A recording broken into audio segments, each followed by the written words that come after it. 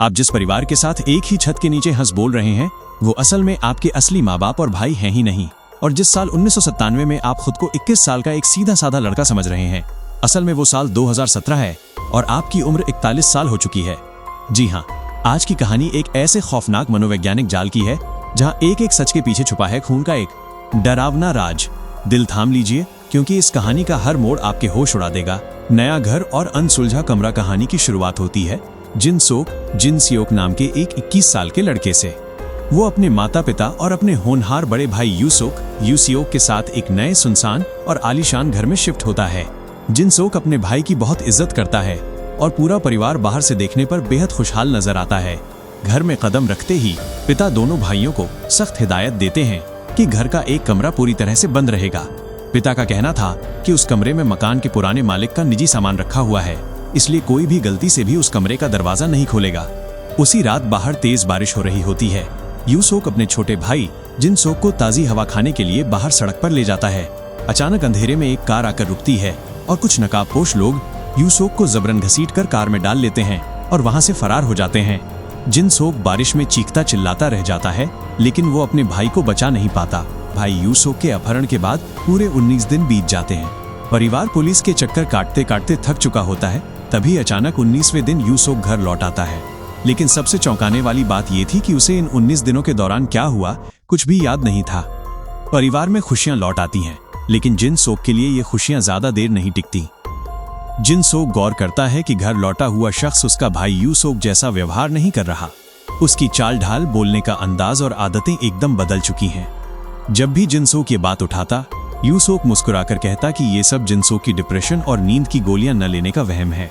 लेकिन एक रात जिन सियोक अपनी आंखों से देखता है कि उसके माता पिता और भाई के हाव भाव बेहद अजीब और डरावने हैं। उसे एहसास होता है कि ये लोग कोई बहुत बड़ा ढोंग कर रहे हैं। अपनी जान को खतरे में पाकर जिन सियोक उस घर से भाग निकलता है और सीधे पुलिस स्टेशन पहुंचता है। पुलिस स्टेशन पहुंचकर जिन सियोक हाँफते हुए पुलिस अफसरों से कहता है कि उसके घर में रहने वाले लोग नकली हैं और वो उसे मारना चाहते हैं। वो बताता है कि उसका नाम जिन सियोक है, उसकी उम्र 21 साल है और अभी साल 1997 चल रहा है। पुलिस वाले उसकी बातें सुनकर उसे पागल समझने लगते हैं। एक अफसर उसे शांत कराते हुए दीवार पर लगे कैलेंडर और टेबल पर रखे आधुनिक स्मार्टफोन और टैबलेट की तरफ इशारा करता है। टीवी स्क्रीन पर दक्षिण कोरिया और अमेरिका के मौजूदा राष्ट्रपतियों की ताज़ा मीटिंग चल रही होती है। अफसर उससे कहता है, बेटा होश में आओ, अभी 1997 नहीं बल्कि साल 2017 चल रहा है और तुम्हारी उम्र 21 नहीं 41 साल है। जब जिन सियोक शीशे में अपना चेहरा देखता है तो उसके पैरों तले जमीन खिसक जाती है। शीशे में एक 21 साल का लड़का नहीं बल्कि झुर्रियों और सफेद बालों वाला 41 साल का अधेड़ आदमी खड़ा था। जिन सियोक वापस उसी घर में जाता है। इस बार वो सीधे उस बंद कमरे की तरफ बढ़ता है जिसे खोलने की मनाही थी। जैसे ही वो दरवाजा तोड़कर अंदर दाखिल होता है, कमरे के अंदर का नजारा देखकर उसकी रूह कांप जाती है। वो कमरा असल में 20 साल पुराने एक खौफनाक मर्डर का क्राइम सीन बना हुआ था, जहां खून के धब्बे और साक्ष्य बिखरे पड़े थे। तभी पीछे से उसका तथाकथित परिवार कमरे में आता है। यू सियोक, जिसका असली नाम मिस्टर चॉय है, वो पूरा पर्दाफाश करता है। चोई बताता है कि 20 साल पहले इसी कमरे में एक माँ और उसकी मासूम बेटी का बेरहमी से कत्ल कर दिया गया था। पुलिस इस केस को कभी सुलझा नहीं पाई, लेकिन पीड़ित परिवार ने अपनी जांच जारी रखी और आखिरकार जिन सियोक को ढूंढ निकाला। उन्होंने जिन सियोक को किडनैप किया और टॉर्चर करके सच उगलवाने की कोशिश की, लेकिन जिन सियोक को कुछ भी याद नहीं था।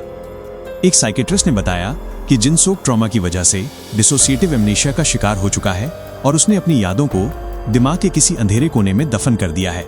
याददाश्त वापस लाने के लिए उन्होंने जिन सियोक को सम्मोहित हिप्नोटाइज करके 1997 के दौर में भेज दिया। साइकेट्रिस्ट खुद उसका नकली पिता बना, एक एक्ट्रेस को उसकी नकली माँ बनाया गया और चोई उसका बड़ा भाई बना। वो लोग उस मर्डर वाली रात का पूरा सीन दोबारा दोहरा रहे थे ताकि जिन सियोक को याद आ सके कि उसने मर्डर क्यों किया था। वर्तमान में जिन सियोक वहां से भागने की कोशिश करता है। चोई उसका पीछा करता है और भागते हुए जिन सियोक एक कार की चपेट में आ जाता है। जब वो अस्पताल में आंखें खोलता है तो उसके दिमाग की बंद परतें खुल जाती हैं और उसे 1997 की वो भयानक रात पूरी तरह याद आ जाती है। साल 1997 में जिन सियोक का असली परिवार एक भयानक कार एक्सीडेंट का शिकार हुआ था। उस हादसे में उसके माता पिता की मौके पर ही मौत हो गई थी और उसका सगा भाई अस्पताल में जिंदगी और मौत से जूझ रहा था।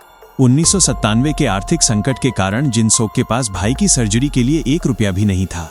भाई को बचाने के लिए जिन सियोक को इंटरनेट पर एक गुमनाम इंसान का मैसेज मिला जिसने पैसे के बदले एक औरत का कत्ल करने की सुपारी दी।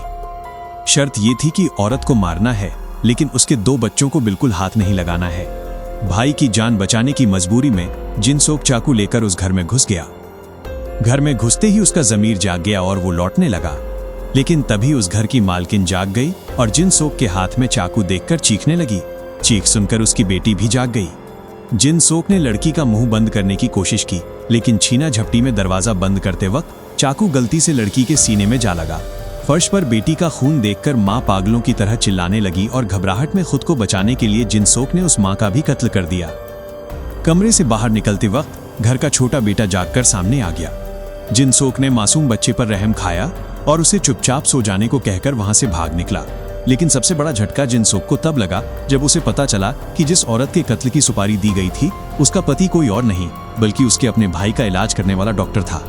डॉक्टर ने भारी कर्ज और आर्थिक तंगी से बचने के लिए अपनी पत्नी के नाम पर इंश्योरेंस कराया था और खुद ही अपनी पत्नी को मरवाने की साजिश रची थी। जब जिनसोक ने डॉक्टर से सवाल किया तो दोनों की हाथापाई में डॉक्टर छत से नीचे गिरकर मारा गया। चोई जहर का इंजेक्शन लेकर जिनसोक को मारने पहुंचता है। जिनसोक उसे बताता है कि उसे सब याद आ चुका है। तभी चोई फूट फूट कर रोने लगता है और बताता है कि वो वही छोटा बच्चा है जिसकी जान जिनसोक ने 20 साल पहले बख्श दी थी। माता पिता और बहन की मौत के बाद रिश्तेदारों ने सारा पैसा हड़प लिया और उसे अनाथालय में सड़ने के लिए छोड़ दिया। चोई जिनसोक से रोते हुए पूछता है कि क्या उसके पूरे परिवार का कत्ल उसके अपने सगे पिता की साजिश थी। जिनसोक चोई को इस दर्दनाक सच्चाई से बचाने के लिए झूठ बोल देता है और सारा इल्जाम खुद पे ले लेता है, लेकिन चोई उसकी आंखों में सच पढ़ लेता है। अपराध बोध और दर्द की आग में जलता हुआ जिनसोक चुपचाप जहर का इंजेक्शन खुद को लगाकर अपनी जान दे देता है। दूसरी तरफ अपने ही पिता की खौफनाक सच्चाई को बर्दाश्त न कर पाने के गम में मिस्टर चोई अस्पताल की खिड़की से कूदकर आत्महत्या कर लेता है। किस्मत का ये खौफनाक चक्रव्यूह आपको ये सोचने पर मजबूर कर देगा कि कभी कभी जिंदगी में कोई विलन नहीं होता, सिर्फ हालात इंसान को दरिंदा बना देते हैं। एक फैसला और 2 पूरे के पूरे हंसते खेलते परिवार हमेशा के लिए राख हो गए। अगर इस माइंड बेंडिंग सस्पेंस ने आपके भी रोंगटे खड़े कर दिए हों तो वीडियो को अभी लाइक करें।